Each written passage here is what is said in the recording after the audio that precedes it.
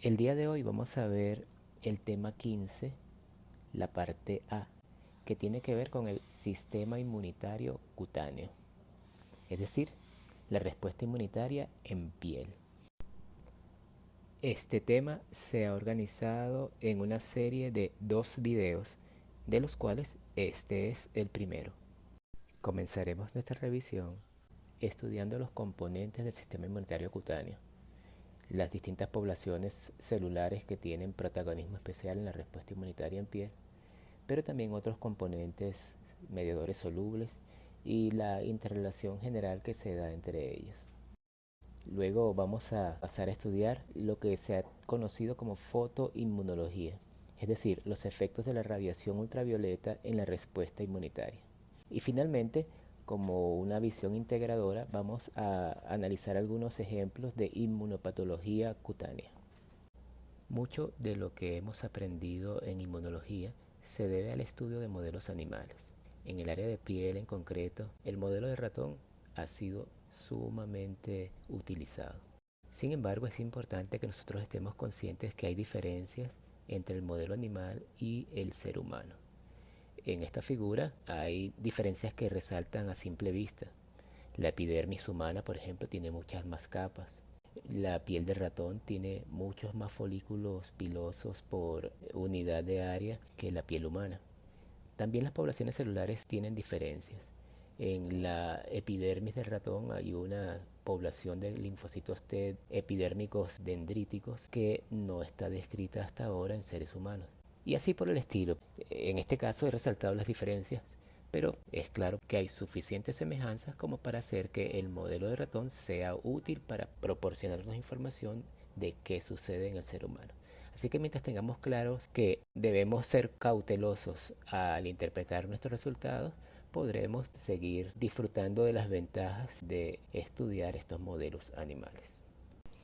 Nuestro estudio de la respuesta inmunitaria en piel se va a concentrar especialmente en 2 capas, la epidermis y la dermis. La epidermis, la capa más externa, a su vez está subdividida en 4 capas particulares: el estrato basal, el estrato espinoso, el estrato granuloso y el estrato córneo. En la epidermis, la población celular que predomina son los queratinocitos, pero también hay otras células importantes para la respuesta inmunitaria, como son las células de Langerhans y los linfocitos T CD8 positivo. Los melanocitos también se encuentran en la epidermis. Debajo de la membrana basal se encuentra la dermis, que tiene una organización mucho más laxa, pero que tiene una mayor diversidad de poblaciones celulares. En ella también se encuentran los vasos sanguíneos y linfáticos. Y dentro de las poblaciones celulares podemos resaltar los linfocitos T, tanto CD4 como CD8. Las poblaciones de linfocitos T en la dermis son también heterogéneas, incluyendo linfocitos Th1, Th2, Th17. Hay también células T gamma delta y linfocitos NKT. Otras poblaciones importantes en esta capa son los macrófagos, las células dendríticas, tanto plasmacitoides como dérmicas, los fibroblastos, los mastocitos, todos ellos con una participación especial en la respuesta local. En nuestra próxima sección vamos a dedicar tiempo para estudiar a los queratinocitos. Los queratinocitos son células epiteliales que representan más del 90% de las células de la epidermis. Previenen la deshidratación, especialmente por la capa de corneocitos, que es una capa impermeable, y en conjunto forman una barrera efectiva contra el ingreso de agentes patógenos y sustancias extrañas al organismo. Esta función de muro protector, como podríamos representarlo, ya le daría una función importante desde el punto de vista inmunitario. Sin embargo, como comenzaremos a ver en esta diapositiva y en las que le siguen, los queratinocitos son más que solo una barrera física. Son células que participan activamente en la respuesta inmunitaria. Y una de las características que le permite a estas células participar en forma activa en la respuesta inmunitaria es la expresión de receptores que reconocen a patrones moleculares asociados a patógenos los PAMPs, así como otras señales de daño celular o peligro como los DAMPs. Entre estos receptores están los receptores tipo TOLC y los receptores tipo NOT. Los receptores tipo TOLC se expresan tanto a nivel de membrana celular como en el citoplasma de las células en la membrana de endosomas. Allí pueden responder a la presencia de estructuras asociadas a bacterias o a levaduras como lipoproteínas, simosan, LPS o flagelina. Los receptores tipo TOL que se expresan en los endosomas son especialmente efectivos en detectar la presencia de ácido nucleico microbiano, como ARN de cadena doble o de cadena simple o DNA bacteriano. En la parte izquierda y en la parte central de esta diapositiva se representa como la presencia de estos patrones moleculares asociados a patógenos, al unirse con los receptores tipo TOL, generan cascadas de señalización que van a terminar en señales al núcleo que van a permitir la producción de mediadores como péptidos antimicrobianos, citoquinas o quimioquinas, o citoquinas asociadas a la respuesta TH1 o interferón tipo 1. Todos estos son mediadores importantísimos en la respuesta inmunitaria que nos muestran cómo los queratinocitos participan en forma activa en esta respuesta. En la parte derecha de la figura se nos representan las vías activadas a través de los receptores tipo NOT. Se ve que estos receptores pueden captar señales también de la LPS y la flagelina, pero además de la radiación ultravioleta o la presencia de toxinas e irritantes. Estos mediadores pueden activar un complejo proteico conocido como el inflamasoma, que permite la activación de una proenzima, la procaspasa 1, transformándola en caspasa 1, una enzima activa que puede permitir que los precursores de la interleuquina 1 beta y la interleuquina 18 se transformen en interleuquinas activas. Todas estas son proteínas importantes en la inflamación y se les ha descrito una participación especial en la dermatitis por contacto. Nuevamente, argumentos para asociar a los queratinocitos como una población activa en la respuesta inmunitaria local. Los queratinocitos también son capaces de producir péptidos antimicrobianos, tales como las defensinas beta o las catelicidinas, un ejemplo de las cuales es la LL37. Los péptidos antimicrobianos son capaces de destruir microorganismos, de reclutar células inmunocompetentes o de modular la respuesta inmunitaria a través de la producción de citoquinas. Estos péptidos son producidos en respuesta al daño epitelial, pero también pueden aumentarse en forma adicional por la presencia de citoquinas producidas por linfocitos Th17 como la interleuquina 17A y la interleuquina 22. En cuadros como psoriasis se ha asociado que la LL37 producida por queratinocitos se puede asociar con el ADN propio de células que han sido dañadas y que esto pudiese producir la pérdida de la autotolerancia. También en situaciones como heridas, las señales producidas a través del receptor tipo TOL2 puede favorecer la activación de la vitamina D3 y esta vitamina en presencia de la interleuquina 17A producida por linfocitos Th17 también puede aumentar la producción de LL37 por parte de los queratinocitos. Entonces la producción de péptidos antimicrobianos es otra de las formas en la que los queratinocitos participan activamente en la respuesta inmunitaria. Los queratinocitos también pueden producir en forma constitutiva e inducida citoquinas como la interleuquina 1, interleuquina 6, interleuquina 7, interleuquina 10, interleuquina 12, interleuquina 18, factor de necrosis tumoral y factor estimulante de colonias de granulocitos y macrófagos. Por solo mencionar los efectos que pueden mediar a través de la producción de interleuquina 1, podemos mencionar la activación de linfocitos T cooperadores, la maduración y expansión clonal de linfocitos B, la activación de células dendríticas, favorecer la mitogénesis de fibroblastos y producción de colágeno, o aumentar la actividad antitumoral de los monocitos.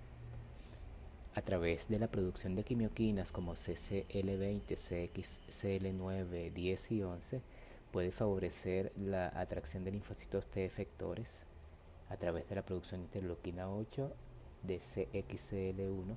Pueden atraer a neutrófilos y a través de la producción de CCL20 también pueden permitir el recambio de las células de Langerhans. Todas estas pues son funciones que le dan a los queratinocitos recursos adicionales para participar en forma activa de la respuesta inmunitaria local. La presencia de interferón gamma puede inducir en los queratinocitos la expresión de moléculas del complejo principal de histocompatibilidad tipo 2. Esto podría convertir entonces al queratinocito en una célula presentadora de antígeno no profesional, dándole la potencialidad de inducir tolerancia en caso de que presente antígenos a linfocitos T vírgenes, pero también la posibilidad de activar a linfocitos T de memoria. La presencia de interferón gamma y de factor de necrosis tumoral puede inducir la expresión de ICAM1, una molécula importantísima en la recirculación leucocitaria, lo cual podría favorecer la migración de linfocitos T y otros leucocitos hacia la piel. El interferón gamma también puede inducir la expresión en queratinocitos de la molécula CD1D, que es importante en la presentación de antígenos de naturaleza glicolipídica. Esta presentación puede asociarse con la activación local de linfocitos NKT. En esta diapositiva se presentan imágenes del trabajo publicado por Bonish y colaboradores en el año 2000 que reportan cómo el interferón gamma puede inducir la expresión de C1D e ICAM1 en queratinocitos humanos y cómo esta expresión se ha asociado con psoriasis y con activación de la producción del mismo interferón gamma por células NKT, lo cual podría ser un mecanismo importante en la patogénesis de la psoriasis. Pasaremos ahora a estudiar las células dendríticas de la piel. Es importante recalcar que las células dendríticas son una población heterogénea, algunas de origen mieloide, otras de origen no mieloide.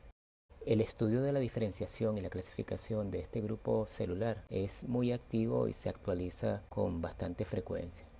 En piel vamos a estudiar especialmente tres poblaciones: las células de Langerhans, las células dendríticas dérmicas y las células dendríticas plasmacitoides. La imagen en esta diapositiva tiene la intención de recordarnos que las células dendríticas de la piel no son células estáticas, sino que tienen un activo recambio y son capaces de migrar hacia ganglios regionales al capturar y reconocer antígenos.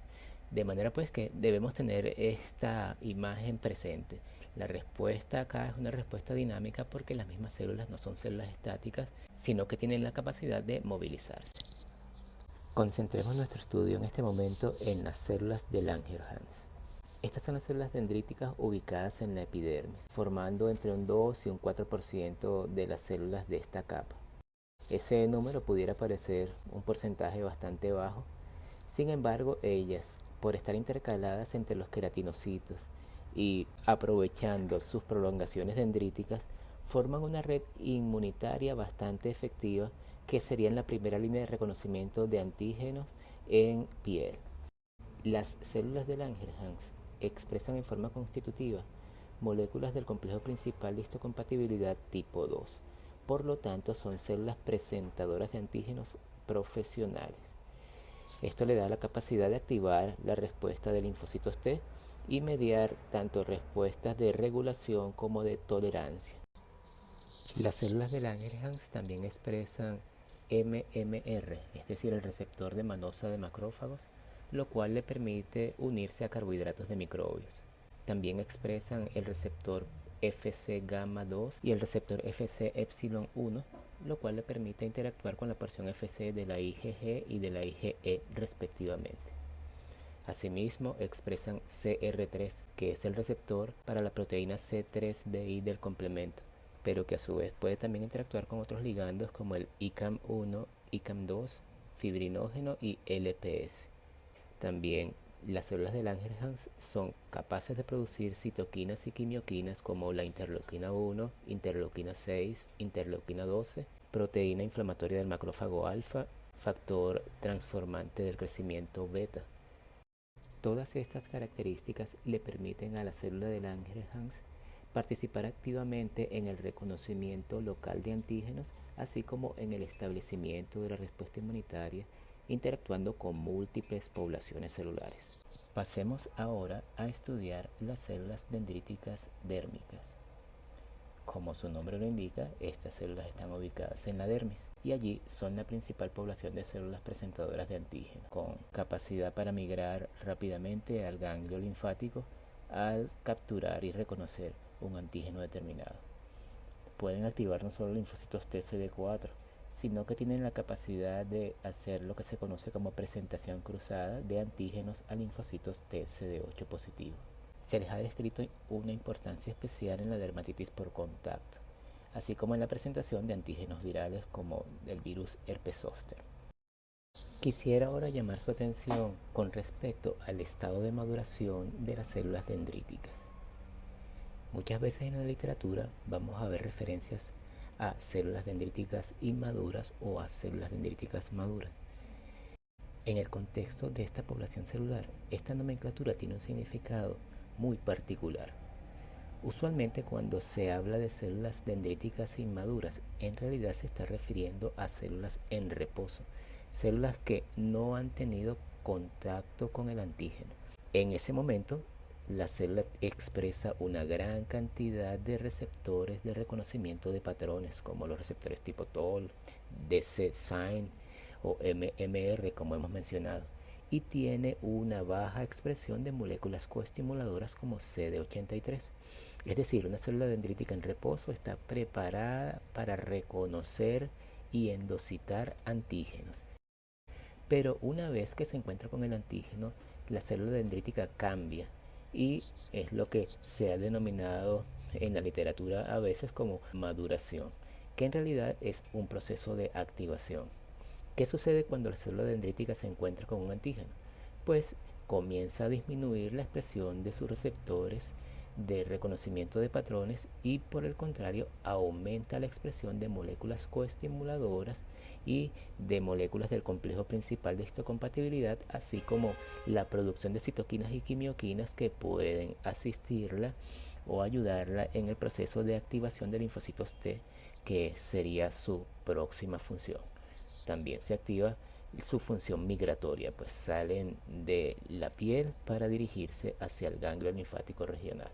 En esta diapositiva se presentan imágenes de lo que estábamos describiendo hace un momento, es decir, cómo la célula dendrítica migra desde la piel hacia el ganglio linfático regional una vez que reconoce el antígeno y los cambios que se dan en este proceso. De izquierda a derecha se representa esto, en este caso una célula de Langerhans reconociendo a un antígeno y endocitándolo para en el siguiente panel hacia la derecha migrar hacia el ganglio linfático regional y allí en los dos últimos paneles de la derecha se muestra cómo interactúa con linfocitos tanto CD4 como CD8 para activar la respuesta específica. Pero ¿cómo cambia la célula desde el momento en que reconoció el antígeno hasta el momento en que lo presenta el linfocito T? Vamos a ver detalles de eso en la próxima diapositiva.